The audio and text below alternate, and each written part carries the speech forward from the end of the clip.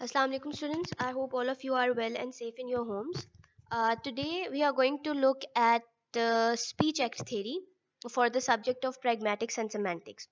ठीक है, pragmatics basically जो सब्जेक्ट है वो लिंग्विस्टिक्स की एक ब्रांच है जिसमें हम लैंग्वेज के यूजेस को पढ़ते हैं कि लैंग्वेज को कैसे यूज़ किया जाता है और किस तरह से इंसान उसको कम्युनिकेशन प्रोसेस में इस्तेमाल करते हैं. That is what is learned और स्टडीड इन pragmatics. जो स्पीच एक्ट थ्योरी है वो pragmatics का एक बहुत ही बेसिक जो है वो कह सकते हैं लेसन है. तो प्लीज़ इस पर थोड़ा सा ध्यान दीजिएगा. मैं इसकी बेसिक बेसिक चीज़ें आपको बता देती हूँ. जॉर्ज यूल की बुक मैं आपके साथ शेयर कर रही हूँ, जॉफ्री लीच की बुक मैं आपके साथ शेयर कर रही हूँ. इन बुक्स के अंदर भी आपने इस टॉपिक को पढ़ना है, ठीक है. और मैंने अलग से एक डॉक्यूमेंट बनाकर भी सेंड किया है और मैं ये ऑडियो फाइल भी सेंड कर रही हूँ जिसके अंदर मैंने आपको एक्सप्लेन किया हुआ है सारा कुछ कि ताकि आपको बेसिक अंडरस्टैंडिंग आ जाए. इस ऑडियो फाइल को पहले आपने सुनना है, उसके बाद जाकर आपने उनको रीड आउट करना है जो मैंने आपको टेक्स्ट भेजे हैं. सबसे पहली बात तो ये है कि स्पीच एक्ट थ्योरी क्या है. कि ये जिन्होंने क्रिएट की थी उनका मानना ये था कि हम जिंदगी में जब भी कुछ बोलते हैं तो अक्सर औकात हम उससे कोई ना कोई एक्शन कर रहे होते हैं या करवा रहे होते हैं, ठीक है. उसका जो मकसद होता है वो कोई ना कोई एक्शन होता है, इसलिए उस तरह की स्पीच को स्पीच एक्ट्स कहा जाता है, ठीक है. हम बगैर किसी मकसद के, बगैर किसी एक्शन के चाहे हुए कम ही कोई बात करते हैं, ठीक है.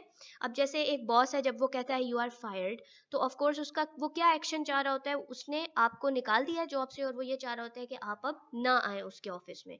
तो ये स्पीच एक्ट है, ठीक है. इसको देख लेते हैं मजीद के उन्होंने कैसे इसको एक्सप्लेन किया. जॉर्ज यूल की बुक में से मैं आपको इधर जो लेक्चर है उसको मैं इसलिए प्ले कर रही हूँ क्योंकि यहाँ पर बहुत ही ईजी वर्ड्स के अंदर ही has explained it in a very simple manner.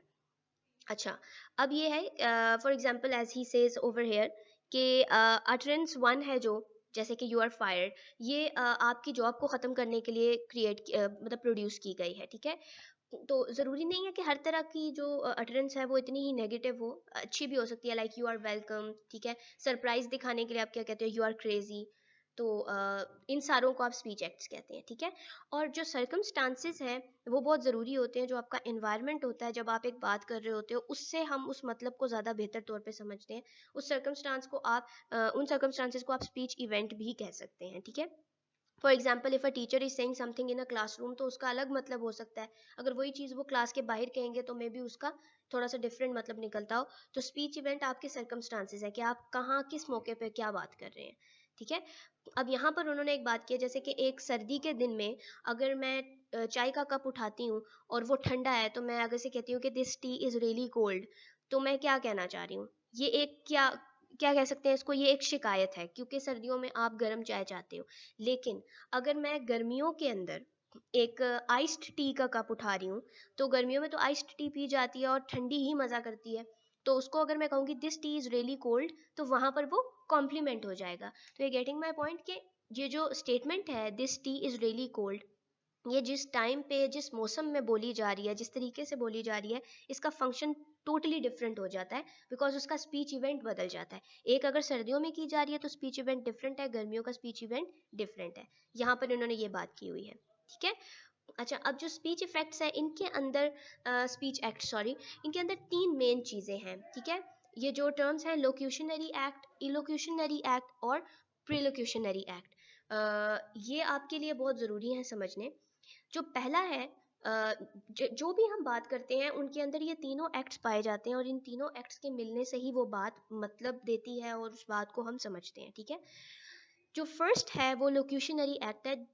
That is the basic act of utterance, यानी कि वो सिंपल जो आपने बात की है, ठीक है. एक मीनिंगफुल लिंग्विस्टिक एक्सप्रेशन बोलना, एक सेंटेंस बोलना जो कि मीनिंगफुल है, इसको आप लोक्यूशनरी एक्ट कहते हो. जैसे मैं अभी बोल रही हूँ कुछ भी, ठीक है. अगर आपको वो ज़ुबान नहीं आती जिसमें आप एक बात कहना चाह रहे हैं, तो आपका लोक्यूशनरी एक्ट शायद ठीक नहीं होगा. अगर मुझे एक ज़ुबान आती ही नहीं है तो उसके अंदर मुझे कैसे पता चलेगा कि मैंने ये बात किस तरह से करनी है. तो मैं लोक्यूशनरी एक्ट ही नहीं कर सकूंगी which is the basic one, ठीक है. सिर्फ बात का बोल देना लोक्यूशनरी एक्ट होता है. अब इलोक्यूशनरी एक्ट ये होता है कि उस बात को आप किस तरह से कह रहे हैं, ठीक है. आप उसे रिक्वेस्ट की फॉर्म में कह रहे हैं, कंप्लेंट की फॉर्म में कह रहे हैं, प्रिडिक्शन की फॉर्म में कह रहे हैं, प्रॉमिस की फॉर्म में कह रहे हैं, वार्निंग दे रहे हैं, सिंपल स्टेटमेंट दे रहे हैं. ये जो उसका होता है उसको आप कहते हो इलोक्यूशनरी एक्ट. जो फंक्शन वो प्ले कर रही है, ठीक है, कि क्या वो कंप्लेंट का फंक्शन प्ले कर रही है, क्या वो स्टेटमेंट का फंक्शन प्ले कर रही है, क्या वो प्रॉमिस का फंक्शन प्ले कर रही है। ये जो डायमेंशन है इसको आप क्या कहते हो, इलोक्यूशनरी एक्ट। यानी जैसे अभी हमने ऊपर बात की, जो लोक्यूशनरी एक्ट था वो क्या था, simple, this T is really cold. लेकिन इसके दो इलोक्यूशनरी एक्ट बने, एक कंप्लेंट जब हमने इसको गर्मियों में कहा, और एक कॉम्प्लीमेंट जब हमने इसको सर्दियों में कहा, ठीक है। तो अब लोक्यूशनरी एक्ट एक था, लेकिन इलोक्यूशनरी एक्ट उसके दो बने हैं आपके पास, ठीक है। तो इसको आप ये भी कह सकते हो, इलोक्यूशनरी एक्ट जो है वो मोस्टली एक कम्युनिकेटिव फोर्स के साथ कहा जाता है। वो तरीका जो होता है आपका कहने का अलग होता है, जिससे उसके फंक्शन अलग हो जाते हैं, तो उसको आप इलोक्यूशनरी फोर्स भी कहते हैं, ठीक है। अब परलोक्यूशनरी एक्ट क्या है, ये थर्ड डायमेंशन है, कि जो फंक्शन आपने जो अटर आपने किया, जो बात आपने कही, जो उसका फंक्शन था, उसका इफेक्ट आप क्या चाह रहे हैं। अगर मैं कंप्लेंट कर रही हूँ कि मेरी जो टी है वो ठंडी है, तो ये कंप्लेंट है, ये इसका इलोक्यूशनरी एक्ट है। इसका परलोक्यूशनरी एक्ट ये है कि मैं क्या इफेक्ट चाह रही हूँ, मैं ये चाह रही हूँ कि मुझे ये चाय गर्म करके दे दी जाए, ठीक है। तो जो मैं चाह रही हूँ, जो इफेक्ट मैं मांग रही हूँ अपनी बात से, वो परलोक्यूशनरी एक्ट है, ठीक है। थोड़ा सा डिफरेंस है, इसको ध्यान दें, अगर आप इसको टेक्स्ट को भी पढ़ेंगे तो आपको बेहतर तौर पे समझ आ जाएगा। ये सर्कमस्टांसिस पे भी डिपेंड करता है कि आप ने जो बात की है उसका परलोक्यूशनरी इफेक्ट आप क्या चाह रहे हैं। फॉर एग्जांपल, आप मतलब कॉफ़ी, आप सिर्फ जैसे आप ये कह रहे हो कि I have made some coffee, ठीक है, जैसे यहाँ पर उन्होंने एग्जांपल दी हुई है, I have just made some coffee. ये एक स्टेटमेंट के तौर पे भी आप कह सकते हो, जस्ट एक बताने के लिए। वो इफेक्ट आप क्या चाह रहे हो, आप जस्ट इन्फॉर्म करना चाह रहे हो अपने ऑडियंस को कि मैंने कॉफ़ी बनाई है। अगर आपके घर कोई आता है और आप उसे कहते हो I have just made some coffee, तो एक्चुअली आप क्या कर रहे हो, इट्स एन ऑफर। इसका फंक्शन इलोक्यूशनरी एक्ट क्या है, कि आप ऑफर कर रहे हो। और इफेक्ट आप क्या चाह रहे हो, आप ये चाह रहे हो कि अगला जो है वो नाइस फील करके, अगर चाहता है इजी फील करके, वो कॉफ़ी ले ले मुझसे, मतलब आपने एक तरह से ऑफर कर दिया उसको, ठीक है। तो वहां पर उसका इलोक्यूशनरी एक्ट क्या है, कि आपने ऑफर किया है, और इफेक्ट आप ये चाह रहे हो कि अगला जो है वो झिझके मत, और वो मुझसे कह दे कि हाँ जी मुझे भी थोड़ी सी दे दे कॉफ़ी, ठीक है। ये उसका परलोक्यूशनरी इफेक्ट होता है। on three dimensions the most discussed is illocutionary force। हाँ, illocutionary force जो है या illocutionary act, ये सबसे ज़्यादा डिस्कस किया जाता है जब हम स्पीच एक्ट थ्योरी की बात करते हैं, क्योंकि जो फंक्शन है ना उसी से बात का पता चलता है कि बात क्या हो रही है और उसका इफेक्ट क्या चाहिए हमें, ठीक है। तो यहाँ पर आप जैसे देखें, आई विल सी यू लेटर, इसको आप तीन तरह के इलोक्यूशनरी एक्ट्स के ज़रिए बात कर सकते हैं। ये एक प्रिडिक्शन के तौर पे, जैसे कि आप सिर्फ बताना चाह रहे हो कि मैं बाद में तुमसे मिलूंगा, या मैं बाद में तुम्हें देखूंगा, आई विल सी यू लेटर। या आप उसको प्रॉमिस के तौर पे भी कर सकते हो, like I will see you later as a promise, कि मैं तुमसे बाद में ज़रूर मिलूंगा।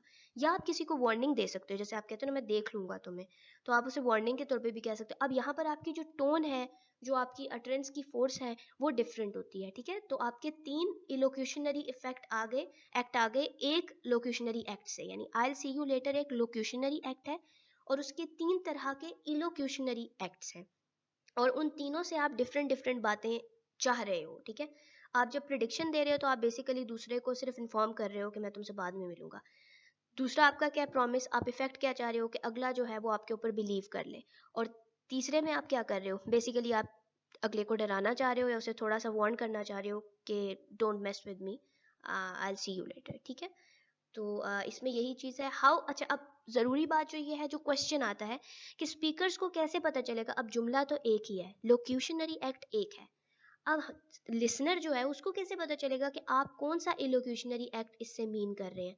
वो पढ़ने के लिए या वो समझने के लिए हमें आगे पढ़ने पड़ेंगे इलोक्यूशनरी फोर्स इंडिकेटिंग डिवाइसेस या फेलिसिटी कंडीशंस। वो इंशाल्लाह ताला आपका नेक्स्ट लेक्चर है, उसमें मैं आपको बताऊंगी कि हमें कैसे पता चलता है कि अगला क्या इंटेंशन है उसकी, वो क्या इफेक्ट चाह रहा है, वो क्या फंक्शन प्ले कर रहा है एक बात करके, ठीक है। तो एक बात को डिफरेंट तरह से कहने की वजह से एक लोकेशनरी एक्ट के डिफरेंट सारे इलोक्यूशनरी एक्ट्स हो जाते हैं, जिसकी वजह से आगे से उसके डिफरेंट सारे परलोक्यूशनरी इफेक्ट्स हो जाते हैं, ठीक है।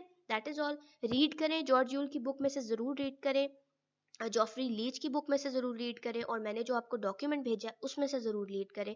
और अगर कुछ एक्स्ट्रा भी आपको मिलता है कहीं से तो उसमें से भी रीड करें। कोई बुक आपके पास प्रैग्मेटिक्स की मौजूद है, उसमें देखिएगा स्पीच एक्ट के बारे में ज़रूर लिखा होगा। अगर रीड कर सकते हैं, डू रीड अबाउट इट। इसको जितना रीड करेंगे उतना आपको ज़्यादा बेहतर समझ आएगा।